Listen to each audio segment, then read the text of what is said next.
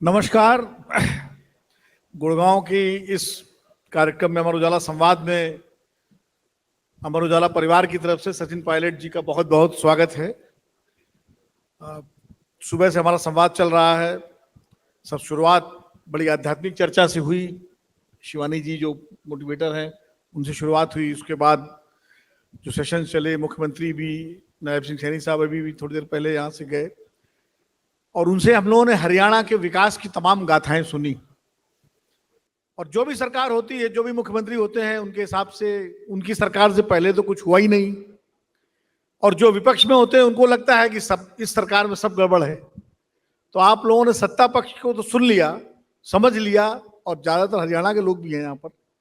अब विपक्ष के सबसे प्रमुख चेहरों में से एक सचिन पायलट जी हमारे बीच में हैं, जो वैसे मूलतः तो उत्तर प्रदेश के मूल निवासी हैं, लेकिन राजनीतिक कर्मभूमि राजस्थान है और वैसे पूरा देश है, और हरियाणा और राजस्थान बिल्कुल पड़ोस के राज्य हैं। और चूंकि सचिन जी राष्ट्रीय नेता हैं, इसलिए वो हरियाणा पर भी बात करेंगे और कांग्रेस की जो दूसरी राजनीति है उस पर भी बात करेंगे। सचिन जी, सबसे पहले तो ये बताइए कि लोकसभा चुनाव के जो नतीजे आए उसमें कांग्रेस पार्टी को उम्मीद तो बहुत थी, लेकिन मामला आके 99 पे ही अटक गया। तो इसको आप सफलता के रूप में देखते हैं या कुछ छूट गया बीच में? बहुत बहुत धन्यवाद विनोद जी, आपका और आप सभी लोगों का जो यहाँ पर उपस्थित हैं। आपने सवाल पूछा कि कांग्रेस का जो संख्या बल है उसको सफलता गिनना चाहिए, असफलता गिनना चाहिए। मैं ऐसा मानता हूँ कि ये जो जनादेश आया है जनता का, ये हमारे लोकतंत्र के जीवित होने का, हमारे मतदाताओं का जागरूक होने का, और देश में गणतंत्र में, लोकतंत्र में पक्ष विपक्ष की जो अहम भूमिका है उसको दोबारा रेखांकित करने वाला चुनाव था। आपने हमारी बात करी, हम तो विपक्ष में थे, हम चुनाव लड़ रहे थे, तो हमारे सब नेताओं पर केस, इनकम टैक्स, ईडी, हमारे खाते सीज कर दिए। सब कुछ करने के बावजूद भी कांग्रेस का संख्या बल दुगना हुआ। और जो अंतिम आंकड़ा है पार्लियामेंट के अंदर विनोद जी, जो एनडीए है जिसकी सरकार आज है 294, और जो विपक्ष है लगभग 235। तो इंडिया अलायंस का जो गठबंधन था, जो प्री पोल अलायंस था जी, उसने देश में एक लोगों को उम्मीद जगाने का काम किया है। और पब्लिक ने भी जो मतदान किया वो एक खंडित जनादेश था। किसी भी दल को बहुमत नहीं मिला और दो दो बैसाखियां लेकर ये सरकार का तीसरी बार निर्माण हुआ है। और जहां तक हमारी बात है, कांग्रेस ने निश्चित रूप से उत्तर भारत में, जहां अक्सर कहा जाता था कि जब द्विपक्षीय मुकाबला होता है भाजपा कांग्रेस का, तो कांग्रेस का हमेशा परफॉर्मेंस अच्छा नहीं रहता, लेकिन इस बार आप देखिए हरियाणा जहां बैठे हैं, आधी सीट कांग्रेस पार्टी ने जीती है। राजस्थान में 25 में से 11 सीट बीजेपी हारी है, और उत्तर प्रदेश के परिणाम आपको मालूम है। इसलिए हम समझते हैं हमारा परफॉर्मेंस बहुत बेहतर रहा। सरकार बनाना ना बनाना वो एक समीकरण का खेल है, लेकिन कांग्रेस की नीति, कांग्रेस का मैनिफेस्टो, हमारा प्रचार, हमारा लीडरशिप, उस सबको जनता ने स्वीकार किया है, इस चुनाव ने स्पष्ट किया। ये राजस्थान में जो विधानसभा चुनाव कांग्रेस हार गई, जबकि बहुत सारी जन कल्याण की स्कीमें कांग्रेस सरकार की प्रचारित हुई चली, लेकिन लोकसभा चुनाव में जो बीजेपी को उम्मीद थी कि 25 की 25 सीट जीतेगी, उसमें 11 सीट बीजेपी हार गई। तो ऐसा क्या कमाल हुआ कि विधानसभा में आप हार गए, कांग्रेस हार गई, और लोकसभा में 11 सीटें कांग्रेस जीत गई? तो इसमें ये कामयाबी आपकी है, सचिन पायलट की है, या अशोक गहलोत की है? कांग्रेस पार्टी का परफॉर्मेंस, हमारा इंडिया अलायंस, 11 में से 3 सीटें हमारे जो इंडिया अलायंस के पार्टनर्स थे उनकी जीती हैं, एक कम्युनिस्ट और एक रीजनल पार्टी। और आपने कहा विधानसभा चुनाव हार गए, बिल्कुल सही कहा आपने। राजस्थान में पिछले 30 सालों से 5 साल सरकार बीजेपी की रहती है, 5 साल कांग्रेस की रहती है, ये परिपाटी बनी हुई है। लेकिन इस बार हम लगभग 70-72 विधानसभा सीट जीते हैं 200 में से, और इससे पहले चुनाव होते थे तो 200 में से हम कभी 20, कभी 50, इस बार 72 भी जीते हैं। तो इसमें सबने मिलकर काम किया, सबका सामूहिक योगदान था। दुर्भाग्यवश हम सरकार नहीं बना पाए। अच्छा चुनाव लड़ा, हमारी कुछ कमी रह गई होगी इसलिए हम चुनाव नहीं जीते।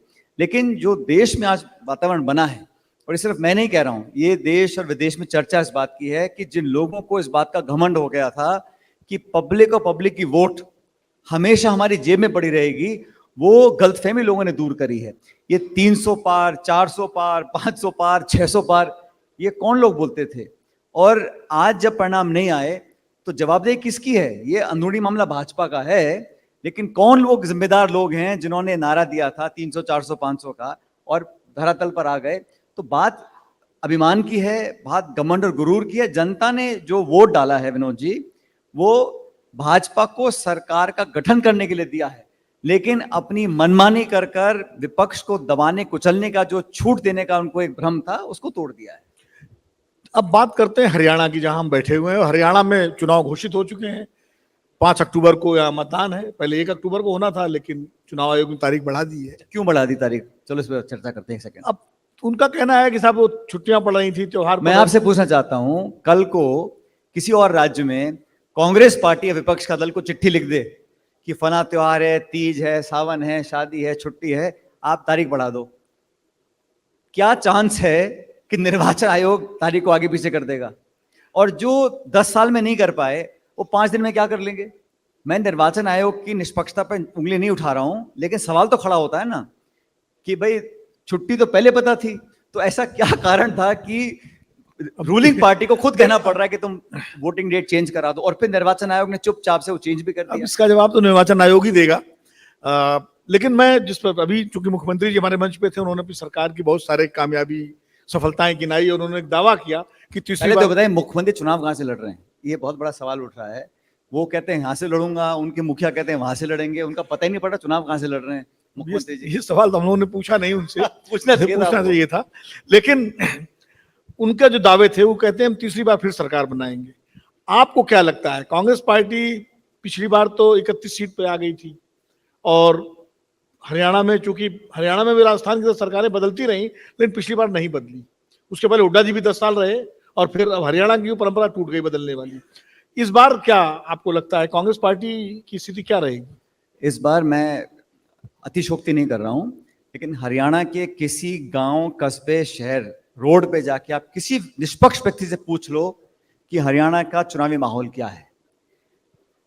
चाहे वो बीजेपी का समर्थक भी होगा वो व्यक्ति, वो भी कहेगा कि इस बार प्रचंड बहुमत से कांग्रेस की सरकार बनने वाली है। 3/4 बहुमत से ज्यादा सीट कांग्रेस पार्टी की आएंगी।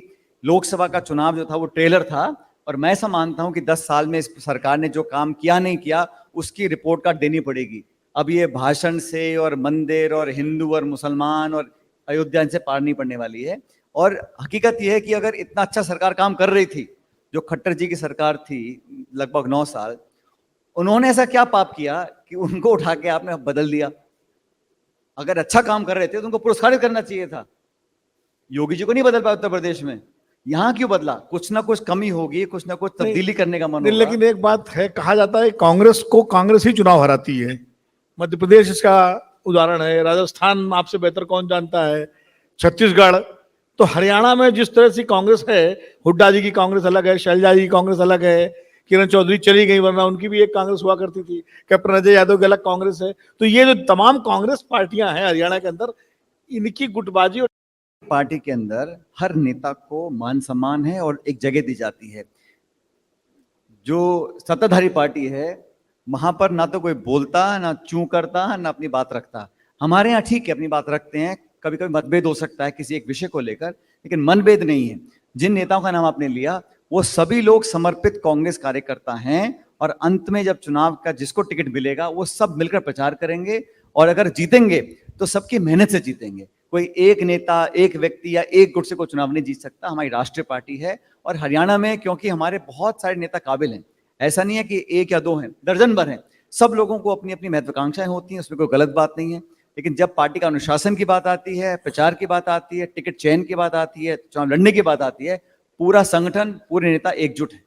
देखिए, राजस्थान में जब आप थे तो आपकी एक मांग हुआ करती थी कि नए लोगों को मौका मिलना चाहिए, नए चेहरों को मौका मिलना चाहिए। हरियाणा में भी आप चाहेंगे कि मुख्यमंत्री कोई नया चेहरा बने? देखिए, अगर सरकार बनती है कांग्रेस, मुख्यमंत्री का चयन विधायक और नेतृत्व करता है। मैं हमेशा कहता हूं, जब टिकट वितरण की बात आती है, विधानसभा है, लोकसभा है, महापौर है, पार्षद है, प्रधान है, कॉर्पोरेटर है, हर जगह पढ़े लिखे, शिक्षित, संस्कारी नौजवान लड़के लड़कियों को अगर मौका देंगे तो हम अपनी राजनीति में एक परंपरा को स्थापित कर रहे हैं। और ये मैं सिर्फ राजस्थान की बात नहीं कर रहा हूँ, देश के हर कोने में अगर मुझसे पूछा जाएगा मैं तो हमेशा ही नौजवानों की पैरवी करता हूँ, क्योंकि मुझे बहुत जल्दी मौका मिला विनोद जी। मैं 26 साल की उम्र में मुझे संसद जाने का मौका मिला, पार्टी ने मुझे मौका दिया ना। तो मैं अगर उस कम उम्र में संसद में पहुंच गया तो मेरा दायित्व बनता है, मेरा फर्ज बनता है कि मैं भी अपने से जो कम उम्र के लोग हैं उनका हाथ पकड़कर उनको रास्ता दिखाऊं, उनको मार्गदर्शन करने का काम करूं। और इसमें मुझे लगता है कि देश नौजवान देश है, नई सोच, नई ऊर्जा, नई काम करने के तरीके को दुनिया बदल रही है।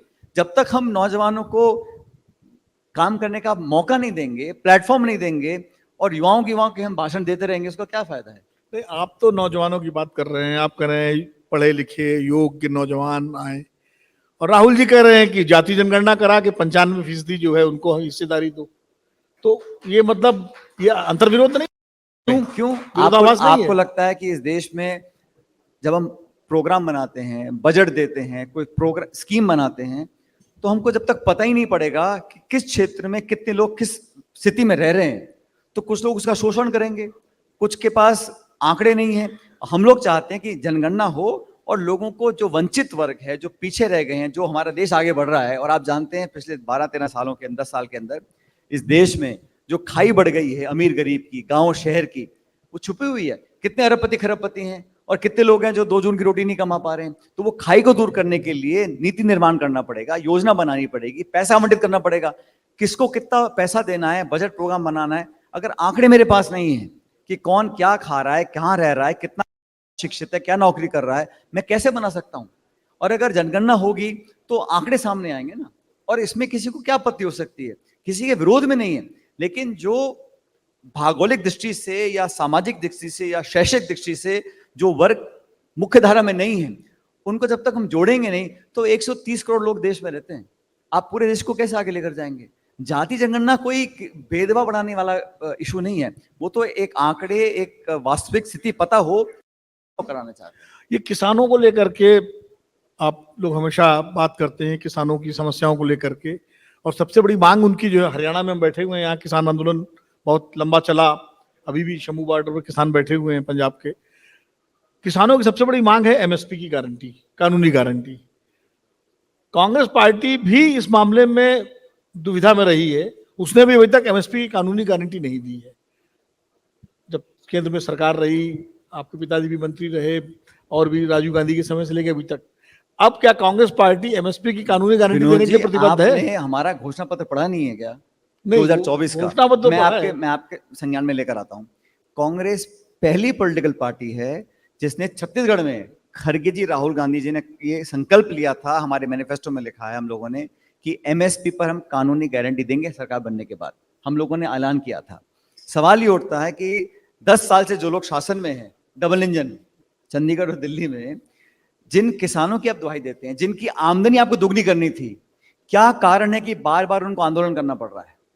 और मुझे तो बड़ा आश्चर्य होता है कि जो लोग सत्ता में बैठे हैं वो उन किसानों की शहादत पे मजाक उड़ाते हैं, उनको आतंकवादी कहना चाहते हैं, उनको तरह तरह की बातें बोलते हैं, और उनका वोट आप चाहते हो। आपने 3 काले कानून बनाए, 1.5 साल तक इस देश की राजधानी पे लोगों ने जमाबंदी करी, तब जाके आपने वो वापस कानून कर दिए। आप किसानों के हितैषी हैं तो आप क्यों नहीं उनके हित के लिए काम करते हैं? और ये हरियाणा है, ये किसानों की भूमि है, यहाँ हर वर्ग के लोग रहते हैं, हर जाति के लोग यहाँ पर रहते हैं। लेकिन ये बात भी सच है कि जो लोग इस देश का पेट पालते हैं, उन लोगों को जब तक हम आर्थिक समृद्धि नहीं देंगे, उनके बच्चों को जीवन बेहतर नहीं बनाएंगे, तब तक हम आगे कैसे बढ़ सकते हैं? इसमें राजनीति की बात नहीं है। किसी दल से आप पूछ लीजिए, सब किसान की बात करते हैं। लेकिन 10 साल से आपको मौका दिया दिल्ली में और हरियाणा में, किसानों के लिए आपने क्या योजना बना दी? आप निजीकरण करना चाहते हैं, मंडियों को बंद करना चाहते हैं, एमएसपी देना नहीं चाहते हैं, खाद बीज, खाद पानी, तेल, बिजली, क्या दाम हो गए उसके? तो महंगाई बढ़ रही है। किसानों की अगर कोई सोच ही नहीं करेगा, दिल्ली में से कितने लोग हैं विनोद जी, मुझे बताओ, जो दिल्ली में बैठकर किसानों की लड़ाई लड़ने का हौसला रखते हैं? नहीं है, क्योंकि सुनने वाला नहीं है। आप भगवान के नाम पे, राम के नाम पे, हिंदू मुसलमान के नाम पे वोट लेते रहो, अपना काम चलाते रहो। अच्छा, एक चीज बताइए, आपने अभी कहा कि नौजवानों की बात आपने की, कांग्रेस पार्टी में तमाम युवा नेता हुआ करते थे जब यूपीए सरकार थी, आप थे, ज्योतिरादित्य सिंधिया, आरपीएन सिंह, जितिन प्रसाद, आपको छोड़ के। मैं तो हूं, नहीं, मंत्री जो थे उस यूपीए में मंत्री थे, उनमें मंत्रियों की बात कर रहा हूँ। मतलब आप भी मंत्री थे, वो सब मंत्री थे, आपको छोड़ के सब एक एक करके बीजेपी में चले गए। जितिन प्रसाद भी चले गए, आरपीएन सिंह भी चले गए, सब चले गए ऑलमोस्ट। आप भी एक बार रूठ के बैठ गए थे, गए नहीं लेकिन रूठ तो गए थे आप। क्या वजह रही, नौजवान नेताओं ने क्यों कांग्रेस पार्टी छोड़ी? क्या क्योंकि आपने कांग्रेस सवाल नेतृत्व पूछा है संभाल नहीं विनोद जी, पाया अपने आप? आपका सवाल मैं समझ गया, क्योंकि आपने पूछा, बताना चाहता हूं आपको। मेरा अगर कोई, जो आपने कहा ना शब्द का उपयोग किया बड़े तरीके रूठ से, के बैठ रूठना, हाँ, मैंने ये नहीं कहा कि अब गए हाँ, आप। समझ गया। रूठना जो तो होता है ना राजनीति में, वो इशू बेस्ड रूठना होता है। और रूठा मैं किससे था? हो सकता है व्यक्ति विशेष से, लेकिन मेरा दल, मेरा नेता, उनसे मेरी उम्मीद थी, उनसे मेरी आस्था थी, उनसे मेरी गुजारिश थी, उसको उन्होंने सुना और माना। तो मैंने अपनी बात रखी, मेरी बात को पार्टी ने माना और उस पर उन्होंने कदम उठाए। इसलिए बोलना चाहता हूं कि हम 72 जीत कर आए इस बार, पहले 20 पे रह गए थे। तो कोई कारण होगा कि हमारे कहने का कुछ अनुशंसा उस पर हुई और उस पर कार्रवाई हुई और पार्टी को लाभ मिला। अगर मैं बात करता हूं पेपर लीक की, भ्रष्टाचार की, अफसरशाही को हावी होने की, कार्यकर्ताओं को मान सम्मान ना देने की, उससे पार्टी को फायदा मिलता है। तभी पार्टी कार्यकर्ता में जान आती है और भाग दौड़ के काम करता है, वो खून पसीना बहाता है अपने कैंडिडेट्स के लिए। जहां तक आपने बाकी लोगों का नाम लिया, सब लोग स्वतंत्र हैं अपना निर्णय लेने के लिए। कोई शुरुआत कहीं पर करता है, अंत कहीं पर करता है, लेकिन मैं उन लोगों में से हूं जहां शुरुआत मैंने करी है, हाँ, अंत भी करेंगे और अपनी इच्छा अनुसार जनता की सेवा कर कर। देखिए, जीवन में विनोद जी, मुझे बहुत कुछ पार्टी ने दिया है। मैं केंद्र में मैंने काम किया, सरकार में, राज्य में काम किया, संगठन में काम किया, संसद में, विधानसभा में। मैं 46 साल का हूं, जीवन में बहुत कुछ मिला है। और मैं मानता हूं कि कोई व्यक्ति जो राजनीति में है, पद पोस्ट वाले बहुत हैं, आज भी मेरे ख्याल 70-72 मंत्री होंगे। मैं आपको चैलेंज देता हूं, आप 25 का नाम बता देना मेरे को। बात यह होती है कि कौन व्यक्ति अपने काम से, अपने व्यक्तित्व से, अपनी बोली से लोगों के दिल और दिमाग पे कुछ छाप छोड़ सकता है। बाकी हर समय 30 मुख्यमंत्री देश में रहते हैं, 70 मंत्री रहते हैं, 800 सांसद हैं, कोई किसी को नहीं पूछ रहा। जो लोग मेहनत कर कर मन जीतने का काम करते हैं, उनको लोग याद करते हैं। और हर राजनेता, किसी पार्टी का नेता हो, अगर आप पब्लिक के बीच में रहेंगे, और जनता ताकत होती है, कुर्सी पद तो आते चले जाते हैं, लेकिन पब्लिक, जनता, मतदाता, नागरिक, वो सबसे बड़ी ताकत इंसान की होती है। जो नेता बनते हैं, आपका लगाव रहे, जुड़ाव रहे, समर्पित आप रहें, आत्मीयता आपकी रहे, विनम्रता आपकी रहे, ये बड़ी पूंजी होती है। और राजनीति में जिन जिन लोगों ने इसको रेखांकित किया है, इसको समझा है, वो लंबा ही है।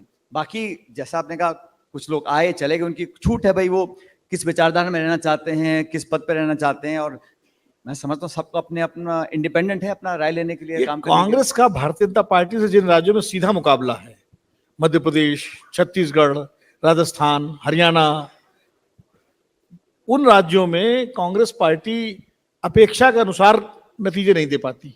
मध्य प्रदेश में 29 की 29 सीटें बीजेपी जीत गई, छत्तीसगढ़ में 11-11 जीती। हाँ, राजस्थान में इस बार नतीजे अपेक्षाकृत अच्छे रहे, 11 सीटें जीती। हरियाणा में आधा रहा, 50%। दिल्ली में कांग्रेस गठबंधन से लड़ी, साफ हो गई। यानी उत्तर भारत में, उत्तर प्रदेश में तो कांग्रेस लगता पता नहीं लौटेगी नहीं लौटेगी, बिहार, उत्तर प्रदेश में, उत्तर भारत में जो कांग्रेस की जमीन रही है, वहां कांग्रेस को मजबूत करने के कोई प्रयास नहीं हो रहा है। आप उत्तर भारत के नेता हैं, उत्तर प्रदेश के भी हैं, राजस्थान के भी हैं। मैं तो आपसे उम्मीद करता था विनोद जी, आप इतनी निराशावादी बात ना करें, क्योंकि ये बात जो आप कह रहे हैं, आप ये बात करें 14 और 19 की। 19 में जो हालात देश में बन गए थे हमारी सरहद पर, आप सब जानते हैं, उन हालातों में चुनाव हुए थे। अब 10 साल में जब पोल खुलती गई और लोग समझ गए सिर्फ भाषण ही भाषण है, इसमें कुछ निकलने वाला नहीं है, तो 24 के जो चुनाव हैं, दोबारा देखिए परिणामों को। हरियाणा, राजस्थान, कांग्रेस पार्टी का परफॉर्मेंस क्या रहा, जब 1-to-1 फाइट है। छत्तीसगढ़ में हम लोग 11 सीटें हैं, हम एक जीते हैं, एक सीट हारे 1500 वोटों से। हर सीट पे मार्जिन जो पहले 3, 4, 5 लाख का होता था, 50,000, 40,000 का मार्जिन रह गया है। वोट प्रतिशत बढ़ा है। उत्तर प्रदेश हमारे 7 सांसद जीत कर आए हैं। और उत्तर भारत में, जहां पर जैसे आपने कहा पहले कांग्रेस बहुत मजबूत होती थी, वहां पर हम दोबारा उस राह पर निकल चुके हैं। हरियाणा में हम सरकार बनाने वाले हैं, महाराष्ट्र में इंडिया अलायंस की सरकार बनने जा रही है, जम्मू कश्मीर में इंडिया अलायंस की सरकार बनने जा रही है। अलग अलग राज्यों में जब चुनाव होने जा रहे हैं, 4 जून 2024 का जो परिणाम आया, उससे मतदाताओं में, देश भर के वोटर्स में एक मानसिक परिवर्तन आया है। लोग समझ गए हैं कि अब कांग्रेस का समय आने वाला है। और राहुल गांधी जी जब से नेता प्रतिपक्ष बने हैं विनोद जी, नेता प्रतिपक्ष बनने के बाद संसद के अंदर और संसद के बाहर जिस तीव्रता से और जिस जवाबदेही को तय करने का उन्होंने बीड़ा उठाया है, उससे सरकार भी हिली हुई है। कोई माने या ना माने, लेकिन चेहरे की जो रौनक हुआ करती थी वो सब अब उतर गई है। उनको पता पड़ गया है कि अब ये सशक्त विपक्ष है, जवाब देना पड़ेगा। ऐसे ऐसे बिल लेके आते हैं पार्लियामेंट में, वापस लेने पड़ते हैं उनको, 3-3 4-4 विधेयक वापस लेने पड़े, क्योंकि संख्या बल को आप झुठला नहीं सकते, ये वास्तविकता है, देश ने चुनकर भेजा है। इसलिए मैं बड़ा आशावान हूं, आने वाले समय में कांग्रेस पार्टी का परफॉर्मेंस और बेहतर होगा, और जिन राज्यों में हम कमजोर हैं वहां और ताकतवर बनकर निकलेंगे। तो यानी 2028 में राजस्थान में आप सरकार बनाएंगे? 100%। मैं आपको अतिशोक्ति नहीं कर रहा हूं, जो राजस्थान की सरकार है 9 महीने हुए नहीं है, सरकार का इकबाल खत्म हो गया है। वहां लॉ एंड ऑर्डर के क्या हाल हैं, ग्रामीण क्षेत्रों में काम ठप पड़ा है, मल्टीपल पावर सेंटर बन चुके हैं, हमारे जो बेचारे मुख्यमंत्री नए बने हैं उनको आपस में लोगों ने घेर रखा है। तो वहां तो हालात सरकार के बहुत बुरे हैं। उसका दुख मुझे है कि सरकार चुनी हुई जो होती है जनता को बहुत उम्मीद रखती है, वो सारी उम्मीद धराशायी हो चुकी है। 2028 में ना सिर्फ राजस्थान में, लेकिन मध्य प्रदेश और बाकी राज्यों के अंदर भी प्रचंड बहुमत, अच्छे बहुमत के साथ हम सरकार बनाएंगे। आप देखिए तो राजस्थान मुख्यमंत्री कौन बनेगा? सचिन पायलट, गोविंद सिंह 4 साल डोटासरा बाद क्या होगा, या गहलोत साहब आ जाएंगे? अभी फिर तो चर्चा हरियाणा की कर लो आप, यहाँ क्या होगा, राजस्थान का चुनाव तो 4 साल के बाद होगा। अच्छा ये बताइए, ये जो मौजूदा सरकार है एनडीए की, आप एक नेता के रूप में मोदी जी की, इसका भविष्य आप क्या देखते हैं? ये 5 साल पूरा करेगी? कोई कुछ नहीं कह सकता, कोई कुछ नहीं आपको क्या कह भाई। मैं तो, हम कोई नहीं चाहेगा कि देश में अस्थिरता हो, हम सब चाहते हैं कि एक स्टेबल गवर्नमेंट रहे, लेकिन जिन बैसाखियों पे ये सरकार खड़ी है वही टूट जाएं या हट जाएं या गिर जाएं तो हम लोग क्या कर सकते हैं? और जो हालात मैं देख रहा हूं, जिस प्रकार का केंद्र बजट आया, लाखों करोड़ रुपए उन्होंने घोषणाएं करी हैं बिहार के लोगों, बिहार के लिए और आंध्र प्रदेश के लोगों के लिए। मेरा उन बिहारियों से और आंध्र के लोगों से कोई परहेज नहीं है, लेकिन उन सरकारों को आपने जो झूठे वादे कर कर अपनी तरफ खींचने का काम किया है, वो आपकी पॉलिटिकल कमजोरी को दिखाता है। और जो धीरे धीरे वातावरण निर्मित हो रहा है, कुछ भी हो सकता है। मैं नहीं कहूंगा कि सरकार रहेगी, मैं ऐसा मानता हूं कि सरकार के अंदर जो अंतर्विरोध जो है उनकी पार्टी के नेताओं में चल रहा है, अपना नया अध्यक्ष भाजपा चुन ही नहीं पा रही है, नड्डा जी को दोबारा एक्सटेंशन दिए जा रहे हैं, यूपी में लगातार घमासान चल रहा है, उप मुख्यमंत्री और मुख्यमंत्री के बीच में, दिल्ली और लखनऊ के बीच में, अलग अलग राज्यों में सुगबुगाहट है, वसुंधरा जी हैं रूठी बैठी हैं, मध्य प्रदेश में क्या हो रहा है आप जानते हो। तो हर जगह सब स्थिति बदल रही है, और मुझे लग रहा है कि ये एक नई वास्तविकता है जिससे हम लोगों को नहीं, अगर ऐसी स्थिति होती है तो क्या कांग्रेस सरकार बनाने की पहल करेगी इंडिया गठबंधन? मैं क्यों कह सकता हूं, अभी तो पहले सरकार कितना चलती है, कैसे चलती है, ये देखना पड़ेगा। हम लोग तो विपक्ष में बैठे हैं, लेकिन विपक्ष का काम ये है कि सरकार की जवाबदेही हमेशा तय करनी पड़ेगी, उनको हमेशा हमें निगरानी रखनी पड़ेगी। अब सरकार अपने बोझ के तले अगर दब जाए या गिर जाए, उसका हम क्या कर सकते हैं? हरियाणा चुनाव के नतीजे क्या तय करेंगे? नरेंद्र मोदी जी की लोकप्रियता तय करेंगे, राहुल गांधी की लोकप्रियता तय करेंगे? भाई नतीजे से आएंगे। जब चुनाव होते थे और पहले बीजेपी जीतती थी, उसका श्रेय किसको जाता था? मोदी जी को। इस बार अगर हारेंगे तो किसको जाएगा श्रेय? अब ये अगर हारेंगे तो भाई ऐसा नहीं हो सकता, चित भी मेरी पट्टी मेरी। अच्छा, जब पहले हम कभी इलेक्शन हार जाते थे, आप सब कहते थे राहुल गांधी के नेतृत्व में इतने राज्य हार गए। अब जब जीतेंगे हम महाराष्ट्र में, हरियाणा में, कश्मीर में, उसका श्रेय किसको जाएगा? निश्चित रूप से अगर आप हारने का जिम्मा देना चाहते हो तो जीत का श्रेय भी देना पड़ेगा आपको। मतलब आपको पूरा भरोसा है कि हरियाणा में कांग्रेस सरकार बनेगी? ऐसा है, पब्लिक की वोट को कभी भी ये नहीं समझना चाहिए कि मेरी जेब में है। मैं तो हमेशा मतदाता को सर्वोच्च मानकर सिर्फ विनती कर सकता हूँ, अपील कर सकता हूँ, लेकिन मैं जो कार्यकर्ताओं में माहौल देख रहा हूँ, जो ग्रामीण क्षेत्र का फीडबैक, और हरियाणा और राजस्थान का विनोद जी जो संबंध है वो रोटी बेटी का है। हमारा लगता हुआ बॉर्डर है, इसलिए मेरे को वहां सारी हवा आती रहती है। अब क्योंकि समय हो रहा है तो कंक्लूड करते हुए एक नॉन पॉलिटिकल सवाल पूछता हूं मैं आपसे। अगर आप राजनीति में ना होते, क्योंकि आप राजनीति में अचानक आए, जब पायलट साहब का दुर्घटना में उनका निधन हुआ तो आपको आना पड़ा राजनीति में, अगर आप राजनीति में ना होते तो आप क्या होते, क्या बनते? पहली बात तो 1 सेकंड लूंगा मैं अचानक नहीं आया। मेरे पिताजी का स्वर्गवास हुआ सन 2000 में, मैं 2004 में चुनाव लड़ा। 4 साल तक मैंने खूब सोचा समझा और मुझे लगा कि इस क्षेत्र में मैं सबसे ज्यादा योगदान दे सकता हूं, इसलिए मैंने पहले नौकरी करी, मैंने वलायत में पढ़ाई करी। ऐसा नहीं है कि मैं ऐसी मुंह उठा गया। तो 4 साल के बाद मैंने निर्णय लिया कि इस क्षेत्र में मैं कुछ योगदान दे सकता हूं जो मुझे, मेरी अंतरात्मा को संतुष्टि देता है, इसलिए मैंने ये क्षेत्र चुना। और मैं 22 साल में कांग्रेस पार्टी में आ गया था। तो ये कहना बड़ा मुश्किल है, अगर मैं ये नहीं करता तो क्या करता, जो भी करता, लेकिन पत्रकार तो मैं नहीं बनता जितने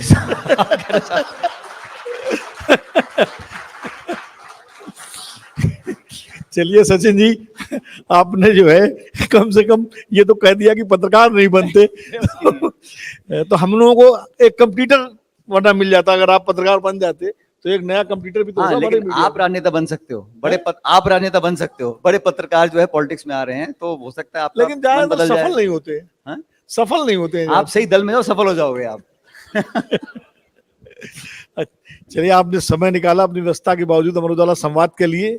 आपको बहुत बहुत धन्यवाद अमर उजाला परिवार की तरफ से, अमर उजाला की तरफ से, और आपको शुभकामनाएं आपके राजनीतिक भविष्य के लिए।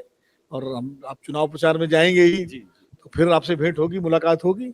और इसके साथ ही आपका एक बार फिर से मैं आभार व्यक्त करता हूं कि आपने समय निकाला, और हम सब बड़े थैंक यू, बहुत बहुत सवाल शुक्रिया। है। Thank you. एक मिनट, किसी ने कुछ अगर आप ये वीडियो YouTube पर देख रहे हैं तो हमारे चैनल को सब्सक्राइब करें और बेल आइकन को दबाना ना भूलें। अगर आप Facebook पर ये वीडियो देख रहे हैं तो हमारे पेज को लाइक करें।